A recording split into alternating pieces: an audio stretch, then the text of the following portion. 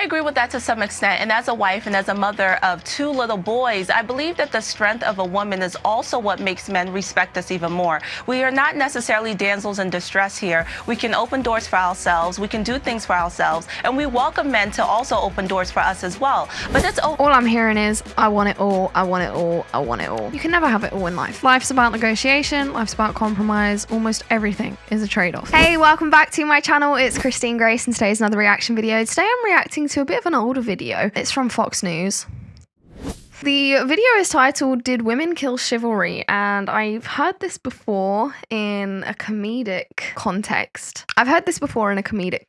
But it's interesting to see it on a news channel. So yeah, we're gonna find out what it's all about together. So let's check it out. Ladies, has anything like this ever happened to you? Watch. It's open. It's open. I don't go out on dates with guys who don't open the door for me. Really? Really? Seriously? Yes. Oh, man. No, he didn't. Well, according to a recent survey by Match.com, 73% of women believe that chivalry is dead. And according to one of our next guests, she explains in her new op-ed, it's because women killed it. Suzanne Venker is a columnist and an author of The Alpha Female's Guide to Men and Marriage. And joining her to discuss is Wendy Asefo, a professor at Johns Hopkins University and a Democratic strategist. I'm here to tell you right now, we don't care. Let me tell you something. We don't care. Good morning, ladies.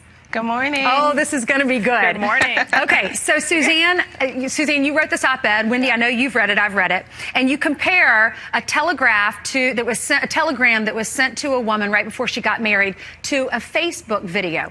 The first one I want to read is back in the day. Back in 1954, your friend, her mother just recently died. Your friend was going through a memorabilia. She finds this telegram, and it says, this is the husband writing it to his soon-to-be wife. Darling, I shall be waiting for you at 8 with a lifetime of expectancy. My heart will be coming with you down the aisle. May God be with us tonight as we pray we will always be with him. Thank you for becoming my wife. My love forever yours, Henry. Then several days later, Suzanne, you saw on Facebook this video where this person was saying chivalry is harmful to both men and women because it reinforces this idea that women need to be helped or saved by a stronger man, and it takes away a woman's agency. What? So you saw these two contrasts and you decided to write the op-ed. Explain that a little for us. Sure. So it just struck me as just, wow. I mean, the stark contrast between this beautiful letter that really moved me to seeing this message from this woman basically selling the same tired message that men have been hearing for decades, which is, I can do it by myself, I'm strong enough, you don't need to hold the door open for me, you don't need to pay my way, you don't need to, basically anything that's sort of traditionally male and female in terms of the courtship is just gone. And after so many years of hearing that, my argument is that men have effectively said, okay, well, you said you don't want it, so I guess I'm not supposed to do it, and if I do it... Based. Yeah. Exactly that. Of course, that's exactly what's happened. Then you're going to be insulted. So they're really lost and confused about what it is that women want. And I think women are just as confused because they've been sold this message that chivalry is bad or somehow destructive to women, when of course it's not at all. And so we have a problem. Wendy, what do you think? Are we to blame women?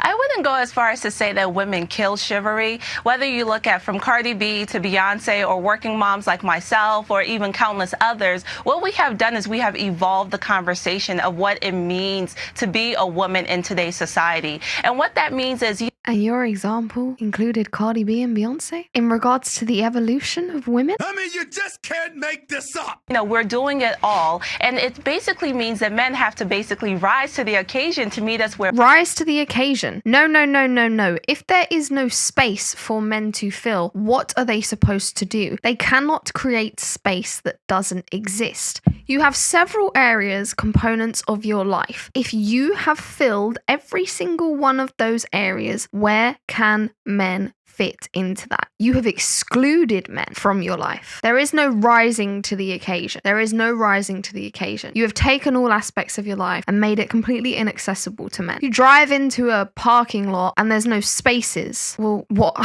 Make a new space out of thin air? What? No, you leave. You leave. You find somewhere else to park. Geopolitical tensions are escalating. Inflation is raging. Despite what they say, stocks are sinking, debt is rising, and your own financial future isn't looking too great. Gold endures every crisis. Wars, disaster, no calamity has beaten gold. While paper assets crash and burn, gold endures every time. You need to take a fresh look at gold steadying your portfolio. And right now, get a free 3-ounce silver American Virtue coin when you open an IRA with Noble Gold Investments today. Shield your savings with Noble Gold Investments. Go to noblegoldinvestments.com now. Noblegoldinvestments.com, the only gold company I trust.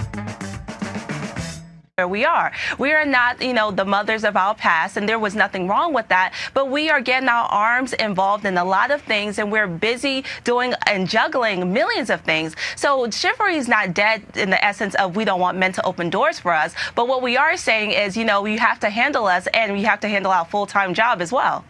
Yeah. Well, she definitely seems a handful. I will definitely agree with that. You make a good point in this op-ed, Suzanne. You talk about how it's not that we can't open our own doors. It's not that we can't pay for our own food. But you say that does it show a sign of respect, or like why is it important to let a woman do those things? Right. So what's been lost in this whole 40-year experiment, really, or progress, however you want to define it, is the yin and yang, or the dance between women and men. And men and women now are completely confused and lost about who's supposed to do what, who wants what, and what women specifically are confused about is men, and how that is in their DNA to provide and protect women. That is who they are. That is their identity. And we've essentially ripped it out of them. And when they become unmoored, I mean, if you don't let them do what's in them to do, you're going to disrupt that dance. And so what I'm trying to say is, just look at the biggest killer of men under age 40 in the UK. Men's suicide is a real thing. And I spoke to my dad about this, and he essentially said something very similar to what this woman is saying. Men don't know what to do with themselves anymore because women don't need them, And women can't even see how they've done that. But I cannot see. I'm legally blind. Women can't see how they're completely excluding men out of their lives. Look, masculinity and femininity are wonderful things in and of themselves. And when they work in tandem, sparks fly. I mean, it's awesome, but we're not allowing that to happen because we are infused with this message about equality, this idea that men and women are the same when they are not. And so that gesture of holding the door open, I was just using as one example, is not men trying to oppress women. It's they want to please them. They want to take care of them. They want to show them honor, really. And we knew this in the past. Everybody knew this. And this has gotten completely lost in the last 40 years. You can see that in that telegram, how deeply that was felt and understood. And women today want that. You read that telegram, who would not want that, right? Yeah, but how are we going to get there if we, I mean, it's just, Wendy, look how defiant the woman on the right is. Look at her facial expressions as the lady on the left is talking about all of this. Get back to understanding. Wendy, do you think if we're all, I've heard it said that we are created the same, I mean, we are both equally as important, but created differently in our needs and our wants. Right. Do you agree with that? I agree with that to some extent. And as a wife and as a mother of 2 little boys, I believe that the strength of a woman is also what makes men respect us even more. We are not necessarily damsels in distress here. We can open doors for ourselves. We can do things for ourselves. And we welcome men to also open doors for us as well. But it's all I'm hearing is, I want it all. I want it all. I want it all. You can never have it all in life. Life's about negotiation. Life's about compromise. Almost everything is a trade-off. Best of luck. That's all I've got to say. Head over to Playlist and check out all of my series that I've got going on at the moment. I've got lots of new and exciting things coming up, and there's loads of content over there. So yeah, go check it out, and I will see you very, very soon.